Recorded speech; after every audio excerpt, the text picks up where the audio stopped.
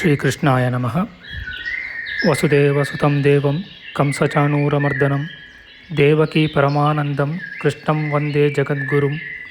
ಬ್ರಹ್ಮಸ್ಥಾನ ಸರೋಜಮಧ್ಯವಿಲಸಚ್ಛೀತಾಂಶು ಪೀಠಸ್ಥಿತಂ ಸ್ಫೂರ್ಜತ್ಸೂರ್ಯರುಚಿಂ ವರಾಭಯಕರಂ ಕರ್ಪೂರಕುಂದೋಜ್ವಲಂ ಶ್ವೇತಸ್ರಗ್ವಸನಾನುಲೇಪನಯುತಂ ವಿದ್ಯುದೃಚಾ ಕಾಂತಯಾ ಸಂಶ್ಲಿಷ್ಟಾರ್ಧತನುಂ ಪ್ರಸನ್ನವದನಂ ವಂದೇ ಗುರುಂ ಸಾದರಂ.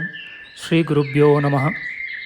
ಲಂಬೋದರಂ ಪರಮಸುಂದರಮೇಕದಂತಂ ರಕ್ತಾಂಬರಂ ತ್ರಿನಯನಂ ಪರಮಂ ಪವಿತ್ರಂ ಉದ್ಯದ್ದಿವಾಕರಕರೋಜ್ವಲಕಾಯಕಾಂತಂ ವಿಘ್ನೇಶ್ವರಂ ಸಕಲವಿಘ್ನಹರಂ ನಮಾಮಿ. ತ್ವಾಂ ದೇವ ವಿಘ್ನದಲನೇತಿ ಚ ಸುಂದರೇತಿ ಭಕ್ತಿಪ್ರಿಯೇತಿ ಸುಖದೇತಿ ಫಲಪ್ರದೇತಿ ವಿದ್ಯಾಪ್ರದೇತ್ಯಗಹರೇತಿ ಚ ಯೇ ಸ್ತುವಂತಿ ತೇಭ್ಯೋ ಗಣೇಶವರದೋ ಭವನಿತ್ಯಮೇವ. ಶ್ರೀ ಮಹಾಗಣಪತಯೇ ನಮಃ.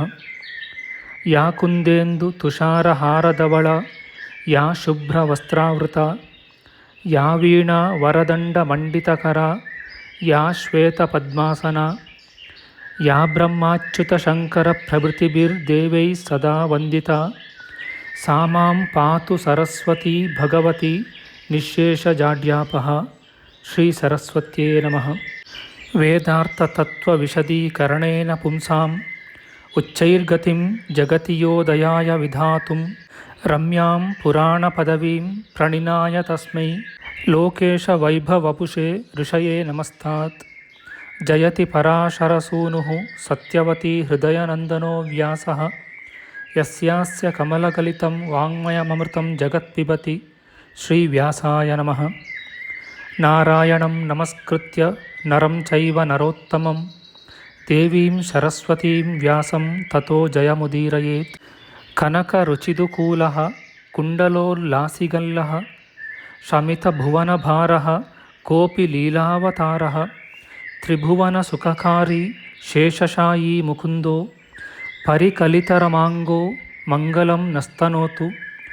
ನಮಾಮಿ ಗೋವಿಂದ ಪದಾರವಿಂದಂ ಸದೇಂದಿರಾನಂದನಮುತ್ತಮಾಡ್ಯಂ ಜಗಜ್ಜನಾನಾಂ ಹೃದಿ ಸನ್ನಿವಿಷ್ಟಂ ಮಹಾಜನೈಕಾಯನಮುತ್ತಮೋತ್ತಮಂ.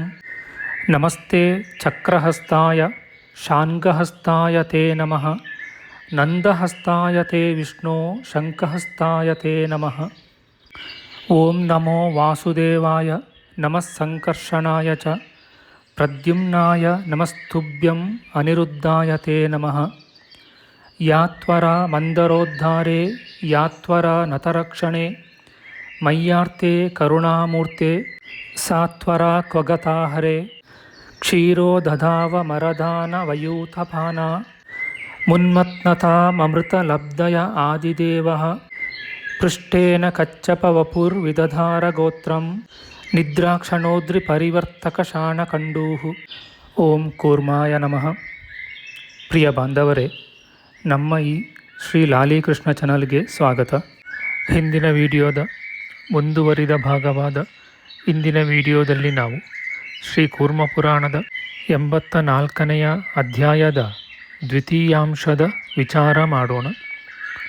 ಈ ಅಧ್ಯಾಯದಲ್ಲಿ ಶಿವನು ಬ್ರಹ್ಮಕಪಾಲವನ್ನು ಸ್ಥಾಪಿಸಿದ ಪ್ರಸಂಗ, ತಾನು ಸರ್ವೋತ್ತಮನೆಂದು ಬ್ರಹ್ಮದೇವನು ಅಹಂಕಾರವನ್ನು ತೋರಿಸುವುದು, ಶಿವನ ಪರಿವಾರದ ಕಾಲಭೈರವ ಮೂರ್ತಿಯಿಂದ ಬ್ರಹ್ಮನ ಶಿರವನ್ನು ಕತ್ತರಿಸುವುದು, ಆಗ ಬ್ರಹ್ಮಹತ್ಯಾ ಪಾಪವನ್ನು ನಿವಾರಿಸಿದ ಕಪಾಲಮೋಚನ ತೀರ್ಥದ ಉತ್ಪತ್ತಿಯ ವಿಚಾರ ಮಾಡೋಣ. ಶ್ರೀಕೃಷ್ಣಾಯ ನಮಃ.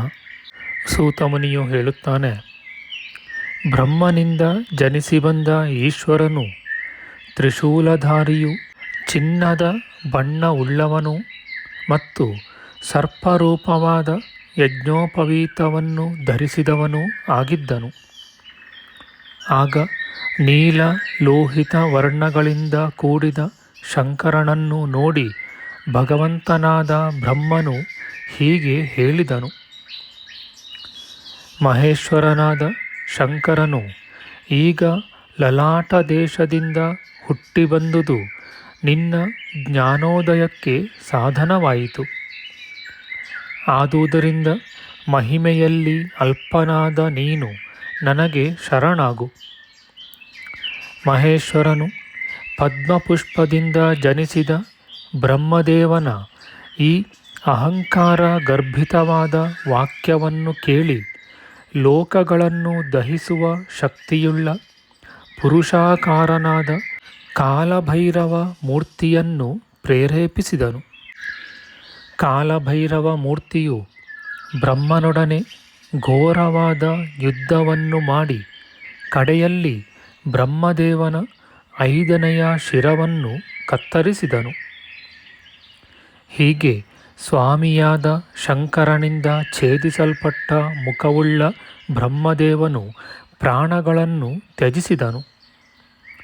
ಆದರೆ ಈ ವಿಶ್ವವನ್ನು ಧರಿಸುವ ಶಕ್ತಿಯುಳ್ಳ ಈಶ್ವರನು ಯೋಗಬಲದಿಂದ ಜೀವಿತವನ್ನು ಉಂಟುಮಾಡಿದನು.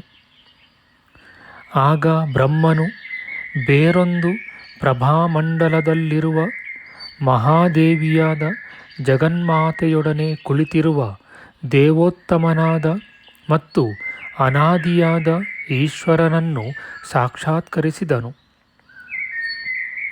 ಆಗ ಈಶ್ವರ ವಿಗ್ರಹವು ಸರ್ಪರಾಜನೆಂಬ ಕಂಕಣಧಾರಿಯು ಚಂದ್ರಕಲೆಯ ಆಭರಣದಿಂದ ಭೂಷಿಸಲ್ಪಟ್ಟಿರುವುದು, ಕೋಟಿ ಸಂಖ್ಯೆಗಿಂತ ಅಧಿಕವಾದ ಸೂರ್ಯಬಿಂಬಗಳಂತೆ ಪ್ರಕಾಶಿಸುವುದು ಮತ್ತು ಜಟಾಭಾರದಿಂದ ಕೂಡಿರುವುದು ಆಗಿತ್ತು.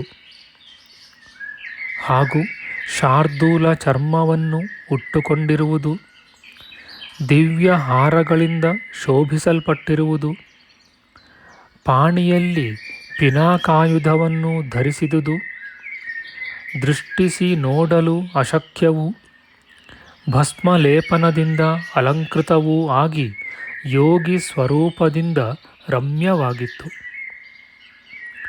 ಯೋಗಾಭ್ಯಾಸ ತತ್ಪರರು ಹೃದಯದ ಅಂತರದಲ್ಲಿ ಯಾವ ಈಶ್ವರನನ್ನು ಸಾಕ್ಷಾತ್ಕರಿಸುವರೋ ಅಂತಹ ಸರ್ವಲೋಕಗಳಿಗೆ ಆದಿರೂಪನೂ ಅದ್ವಿತೀಯನೂ ಆದ ಮಹಾದೇವನನ್ನು ಬ್ರಹ್ಮನು ಸಾಕ್ಷಾತ್ಕರಿಸಿದನು.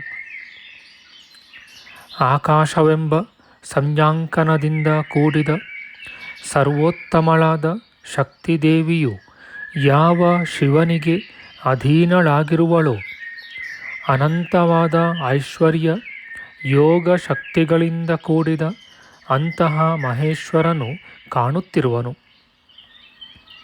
ಯಾವ ಈಶ್ವರನನ್ನು ಒಂದು ಸಲ ಮಾತ್ರ ನಮಸ್ಕಾರ ಮಾಡಲಾಗಿ ಸಮಸ್ತ ಜಗತ್ತೆಂಬ ಸಂಸಾರಕ್ಕೆ ಬೀಜರೂಪವೂ ಮೋಹವನ್ನುಂಟುಮಾಡುವುದೂ ಆದ ಅಜ್ಞಾನವು ನಾಶ ಹೊಂದುವುದೋ ಅಂತಹ ರುದ್ರಮೂರ್ತಿಯು ಕಾಣುತ್ತಲಿರುವನು.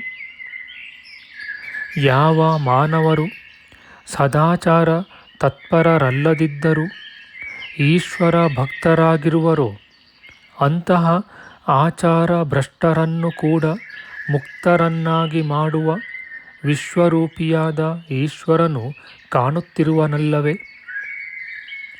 ಬ್ರಹ್ಮ ಮುಂತಾದ ದೇವತೆಗಳು, ಬ್ರಹ್ಮವಾದಿಗಳಾದ ಮುನಿಗಳು ಸರ್ವಕಾಲದಲ್ಲಿಯೂ ಯಾವ ಈಶ್ವರನ ಲಿಂಗವನ್ನು ಅರ್ಚಿಸುತ್ತಿರುವರೋ ಅಂತಹ ಸರ್ವೇಶ್ವರನು ಮುಂದೆ ಕಾಣುವನು. ಸಮಸ್ತ ಪ್ರಪಂಚವನ್ನು ಸೃಷ್ಟಿಸುವ ತಪೋರೂಪವಾದ ಜ್ಞಾನಶಕ್ತಿಯು ಯಾವ ಈಶ್ವರನ ಸನ್ನಿಧಿಯನ್ನು ಬಿಡದೇ ಇರುವುದೋ ಅಂತಹ ಈಶ್ವರನು ಮುಂದೆ ಕಾಣಿಸುವನು. ಈಗ ಬ್ರಹ್ಮನ ಪುತ್ರನಾಗಿ ಜನಿಸಿ ವಿದ್ಯಾರೂಪಿಣಿಯಾದ ದೇವಿಯೊಡನೆ ಬೇರೊಂದು ತೇಜೋಮಂಡಲದಲ್ಲಿ ಷಡ್ಗುಣೈಶ್ವರ್ಯ ಸಂಪತ್ತಿಯಿಂದ ಕೂಡಿದ ಯಾವ ಈಶ್ವರನು ಇರುವನೋ ಅಂತಹ ಪರಮೇಶ್ವರನು ಕಾಣಿಸುವನಲ್ಲವೇ? ಭಕ್ತನು ತನಗೆ ಸುಲಭವಾಗಿ ಲಭಿಸುವ ಪುಷ್ಪ, ಪತ್ರ ಅಥವಾ ಜಲವನ್ನು ಭಕ್ತಿಯಿಂದ ಯಾವ ಈಶ್ವರನ ಪಾದಾರವಿಂದಗಳಲ್ಲಿ ಅರ್ಪಿಸುವುದರಿಂದ ಸಂಸಾರ ದುಃಖವನ್ನು ನೀಗುವನೋ ಅಂತಹ ಈಶ್ವರನು ಕಾಣುತ್ತಿರುವನು. ಅನಾದಿಯಾದ ಯಾವ ಪರಮಾತ್ಮನು ತನ್ನ ಸನ್ನಿಧಿ ಮಾತ್ರದಿಂದ ಎಲ್ಲ ವಿಶ್ವವನ್ನು ನಿಯಮಿಸುತ್ತಾನೆಯೋ ಹಾಗೂ ಸರ್ವ ಸಂಹಾರಕನಾದ ಕಾಲಮೂರ್ತಿಯನ್ನು ನಿಯೋಜಿಸುವನೋ ಅಂತಹ ಕಾಲನೆಂಬ ಈಶ್ವರನು ಗೋಚರಿಸುವನು. ಸರ್ವಲೋಕಗಳಿಗೆ ಜೀವನಾಧಾರನು, ಮೂರು ಲೋಕಗಳಿಗೆ ಭೂಷಣಪ್ರಾಯನು ಮತ್ತು ಚಂದ್ರಕಲೆಯ ಭೂಷಣದಿಂದ ಭೂಷಿತನೂ ಆದ ಉಮಾದೇವಿಯಿಂದ ಸಹಿತನಾದ ಮಹಾದೇವನು ಕಾಣುತ್ತಿರುವನು. ಯಾವ ಈಶ್ವರನಿಗೆ ಸರ್ವಕಾಲದಲ್ಲಿಯೂ ಮಹಾದೇವಿಯೊಡನೆ ಸಂಯೋಗವು ಸ್ವಾಭಾವಿಕವಾಗಿದ್ದು ಅಂತಹ ಯೋಗವೇ ಪರಮ ಮುಕ್ತಿಯೆಂದೆನಿಸುವುದೋ ಆ ಮಹಾದೇವನು ಕಾಣುತ್ತಿರುವನು. ಯೋಗತತ್ವದ ಪಾರವನ್ನು ಹೊಂದಿರುವ ಯೋಗಿಗಳು ಸರ್ವಸಂಗ ತ್ಯಾಗವೆಂಬ ವಿಯೋಗದಲ್ಲಿ ಯಾವಾಗಲೂ ಆಗ್ರಹವುಳ್ಳವರಾಗಿ ಯಾವ ಪರಮಾತ್ಮನಿಗೆ ದೇವಿಯೊಡನೆ ಯೋಗವನ್ನು ಧ್ಯಾನಿಸುವರೋ ಅಂತಹ ಯೋಗಿ ರೂಪನಾದ ಮಹೇಶ್ವರನು ಕಾಣುತ್ತಿರುವನು. ಹೀಗೆ ಬ್ರಹ್ಮದೇವನು ಮಹಾದೇವಿಯೊಡನೆ ಪರಮಾಸನದಲ್ಲಿ ಕುಳಿತುಕೊಂಡಿರುವ ಸನಾತನ ಸ್ವರೂಪಿಯಾದ ಮಹಾದೇವನನ್ನು ಸಾಕ್ಷಾತ್ಕರಿಸಿ ಉತ್ತಮವಾದ ತತ್ವಸ್ಮೃತಿಯನ್ನು ಹೊಂದಿದನು. ಪೂಜ್ಯನಾದ ಬ್ರಹ್ಮದೇವನು ಮಹೇಶ್ವರನ ವಿಷಯದಲ್ಲಿ ದಿವ್ಯವಾದ ಪರಮಾರ್ಥ ತತ್ವಸ್ಮೃತಿಯನ್ನು ಹೊಂದಿ ಭಕ್ತರಿಗೆ ವರದಾನ ಮಾಡುವ ಚಂದ್ರಕಲಾಲಂಕಾರದಿಂದ ಭೂಷಿಸಲ್ಪಟ್ಟ ಮತ್ತು ಉಮಾಸಹಿತನಾದ ಈಶ್ವರನನ್ನು ಸಂತೋಷಗೊಳಿಸಿದನು. ನಮ್ಮ ಮುಂದಿನ ವಿಡಿಯೋದಲ್ಲಿ ನಾವು ಶ್ರೀ ಕೂರ್ಮ ಪುರಾಣದ 84ನೇ ಅಧ್ಯಾಯದ ತೃತೀಯಾಂಶದ ವಿಚಾರ ಮಾಡೋಣ.